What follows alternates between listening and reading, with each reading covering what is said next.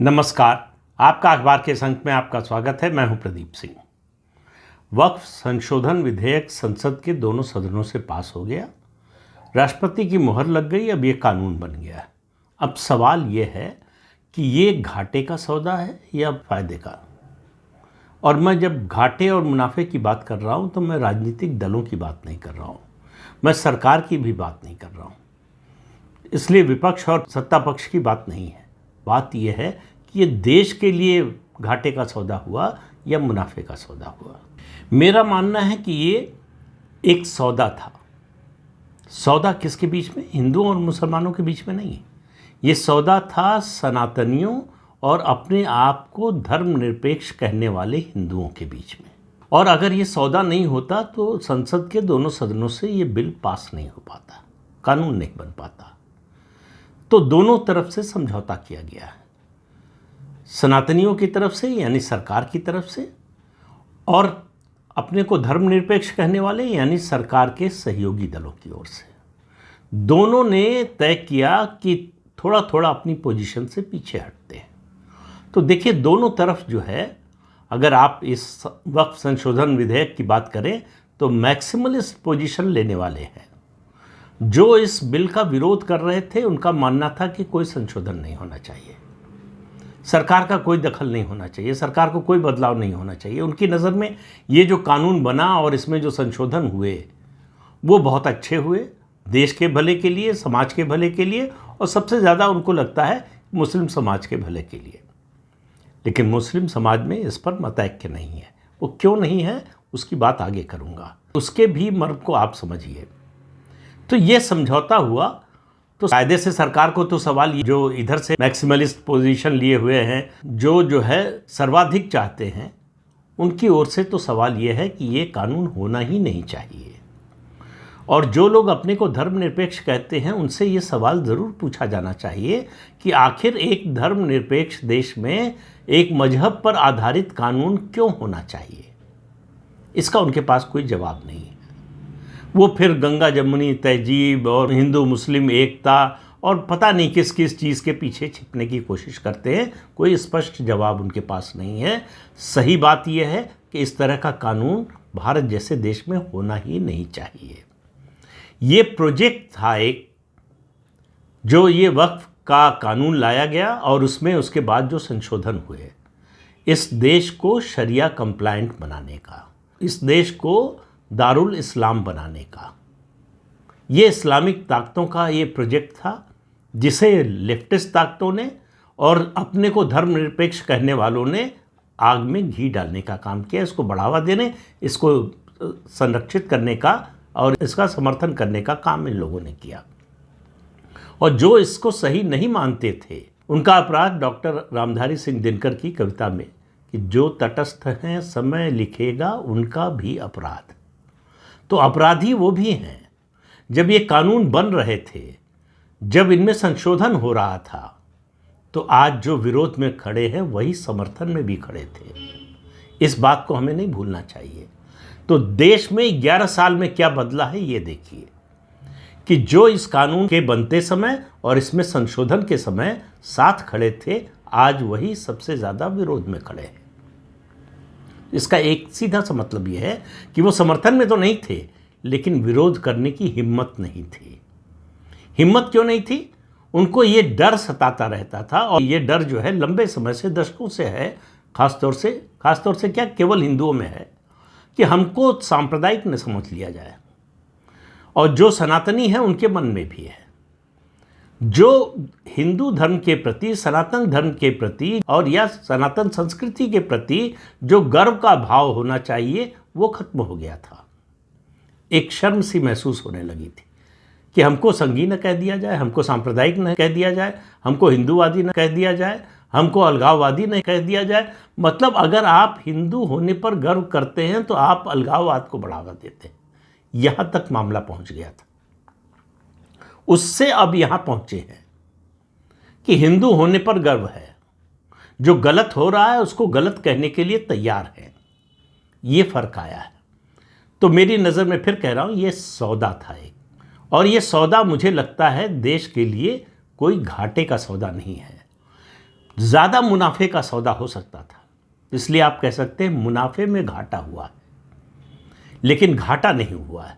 क्यों नहीं हुआ है, ज़्यादा बातें उस पर नहीं करूँगा, बहुत सी चीज़ें छप चुकी हैं, बहुत सी चीज़ें आप सुन चुके हैं, केवल 4-5 बिंदुओं की बात करूँगा। पहला ये कि शरिया के आधार पर बने एक कानून जिसकी संविधान इजाज़त नहीं देता।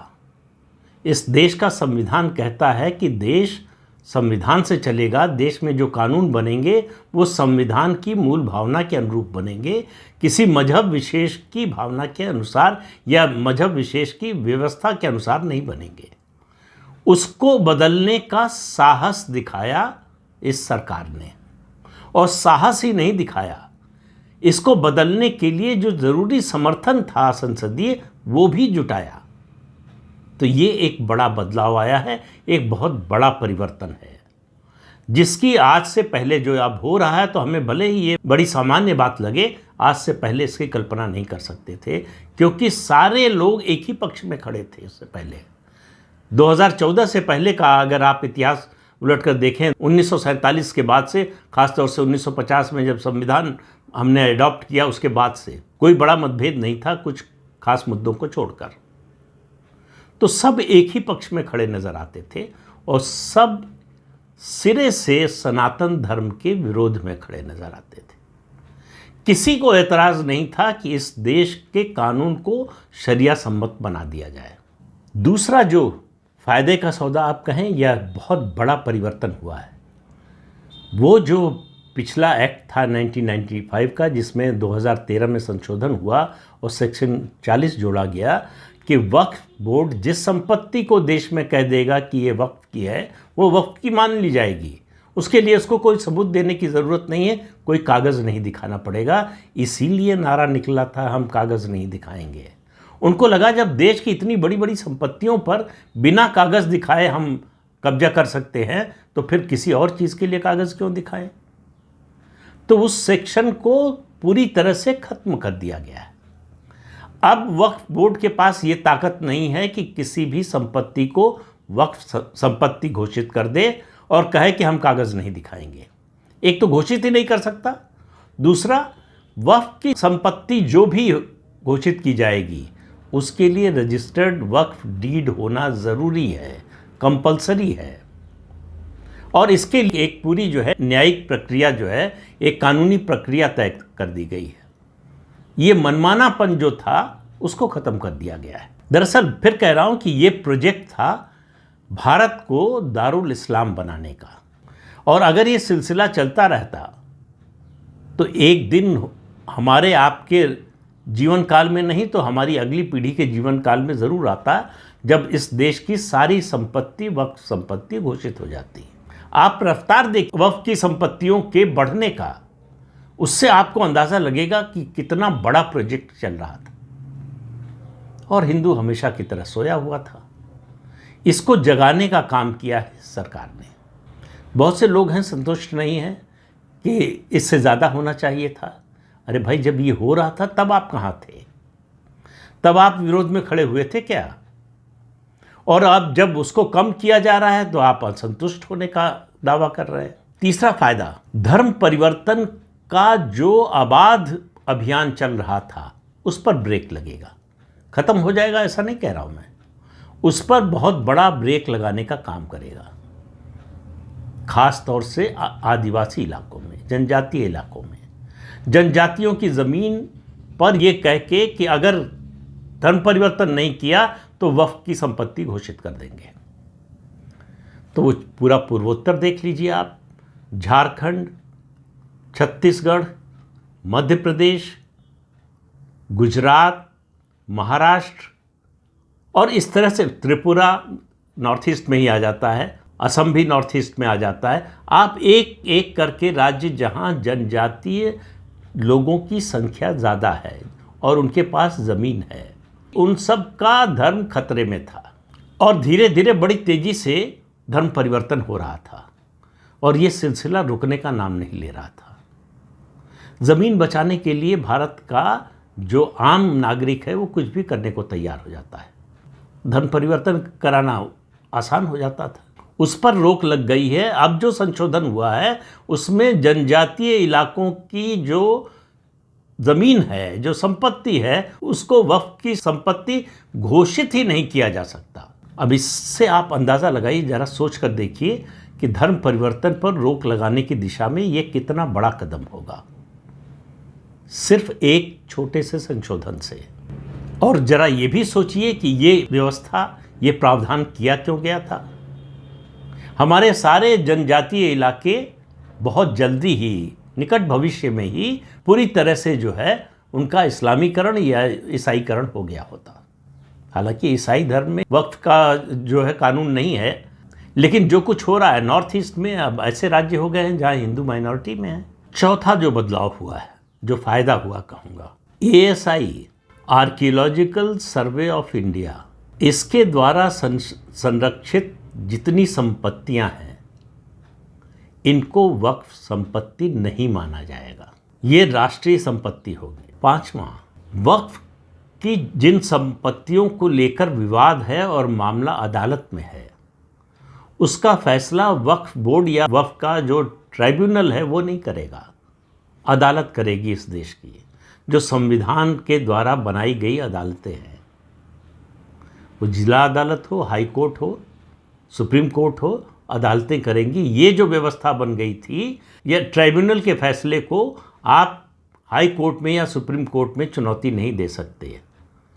बहुत मामूली सा प्रावधान था कि रिट के जरिए जो है आप इसको चुनौती दे सकते हैं, लेकिन वो अधिकार इतना सीमित था कि सिविल मामले को आप हाई कोर्ट या सुप्रीम कोर्ट में ले जाते हैं, उसमें आपको न्याय मिलने की उम्मीद बहुत ही कम थी, लगभग नहीं के बराबर।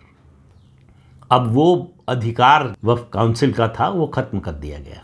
और छठा, मुझे लगता है जिससे सबसे ज़्यादा परेशानी खास तौर से वक्फ बोर्ड को चलाने वालों को होगी, वो ये प्रावधान कि वक्फ बोर्ड की संपत्तियों का, उनके प्रबंधन का जितना काम है, जो लेखा जोखा है, उसकी जांच CAG करेगा, कंट्रोलर एंड ऑडिटर जनरल, जो इस देश की सर्वोच्च संस्था है ऑडिट की।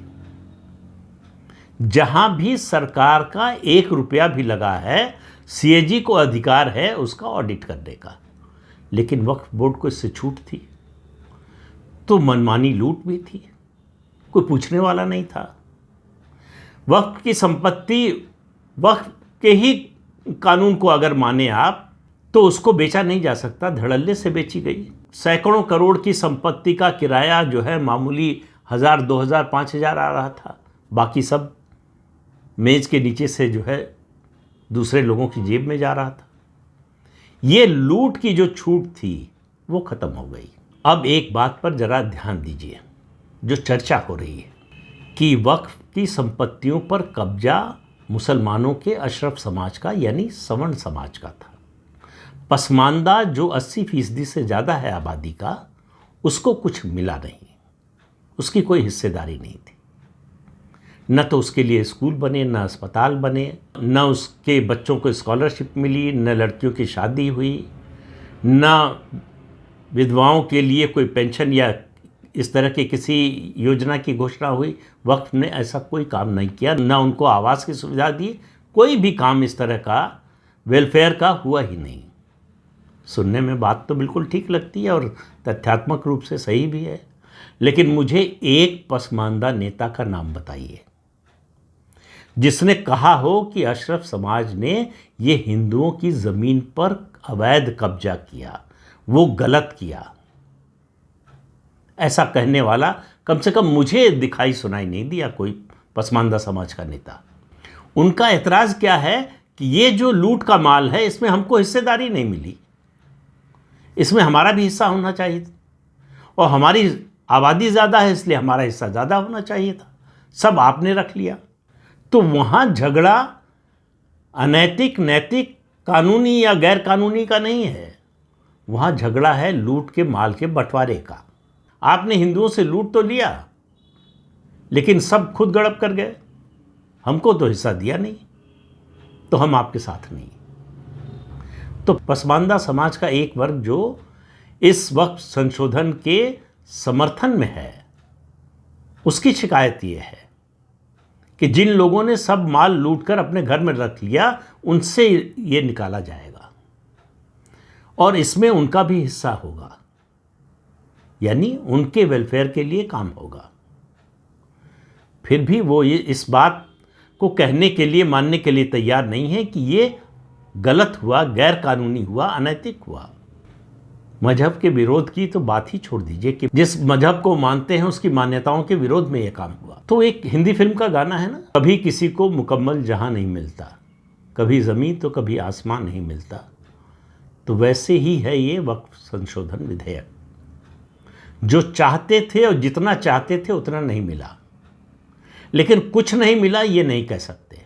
इतना मिला है तो आगे भी मिलने की उम्मीद बनी हुई है, उसका रास्ता खुल गया है।